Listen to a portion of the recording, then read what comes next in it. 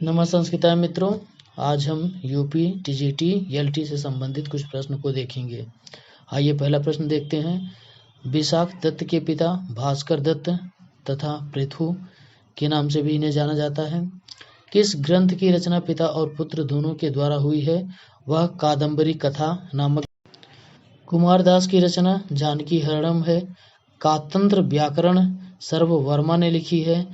विधाता में प्रकृति प्रत्यय भी उपसर्ग है, धा धातु है और त्रिच प्रत्यय लगाकर विधाता बना है। न में तृतीय एक वचन का रूप है। भट्टोजी दीक्षित के गुरु माने जाते हैं शेष कृष्ण। व्याकरण सिद्धांत मंजूषा किसकी रचना है? नागेश भट्ट की रचना है।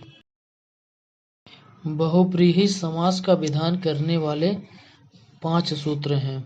ददर्श में कौन सा लकार पुरुष और वचन है? तो लिट लकार प्रथम पुरुष एक वचन है। ज्ञाससे में कौन सा लकार है? तो लिट लकार है। अर्थो ही कन्या परकीय एव में अलंकार उत्प्रेक्षा अलंकार है। संध्यक्षर होता है ए ऐ ओ औ। नी धातु का लोट लकार रूप है नयत नयाम नयतम। द्विधातु लिट लकार उत्तम पुरुष एक वचन दोक्ष्यामी बनता है। रूपक अलंकार शब्द अलंकार नहीं होते हैं। मेघदूत में कौन सा समास है? तो बहुव्रीहि समास है। प्रत्याहार करने वाला सूत्र सिर्फ एक है।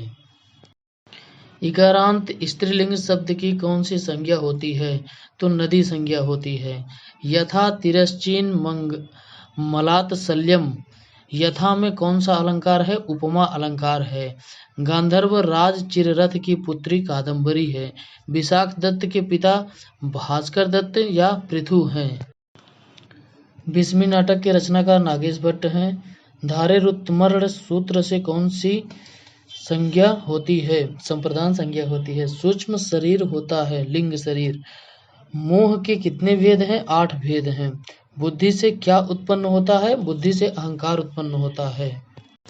प्रकृति के कितने गुण हैं? प्रकृति के 3 गुण हैं। अचेतन तथा प्रसवधर्मी किसको कहा गया है? प्रकृति को अचेतन तथा प्रसवधर्मी कहा गया है। उत्तेजक क्रियाशील किस गुण की विशेषता है? रजो गुण की विशेषता है।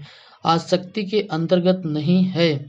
आसक्ति के अंतर्गत काल भाग्य पार सुपार नहीं आते हैं। तामिश्र द्वेष कितने भेद हैं? 18 भेद हैं। अव्यक्तात्मा महदात्मा अहंकारात्मा शब्द तन्मात्रा स्पर्श रूप रस गंध सांख्य दर्शन में इसे कहा गया है। इसे सांख्य दर्शन में अविद्या और तमस कहा गया है। महामोह किसके अंतर्गत आता है? तो महामोह विपर्य के अंतर्गत आता है। त्रिविध ताप किसके अंतर्गत आता है? सिद्धि के अंतर्गत आता है। कारण शरीर में समष्टि से उपहित चैतन्य को कहते हैं ईश्वर कहते हैं। कारण शरीर में व्यष्टि से उपहित चैतन्य को कहते हैं प्राज्ञ कहते हैं। सूक्ष्म शरीर में कोष होते हैं। सूक्ष्म शरीर में 3 कोष होते हैं। विज्ञानमय कोष, मनोमय कोष, प्राणमय कोष। अज्ञान आत्मा है ऐसा किसके अनुयायी मानते हैं? प्रभाकर के अनुयायी मानते हैं। संख्या चर्चा विचारणा यह किसके वचन है? अमर कोश के। रजोगुण का कार्य है दुख। सांख्य कारिका के अनुसार 16 पदार्थों में किसकी गणना नहीं किया गया है? तो महत और अहंकार की गणना नहीं किया गया है। समादिष्टक संपत्ति के अंतर्गत नहीं है।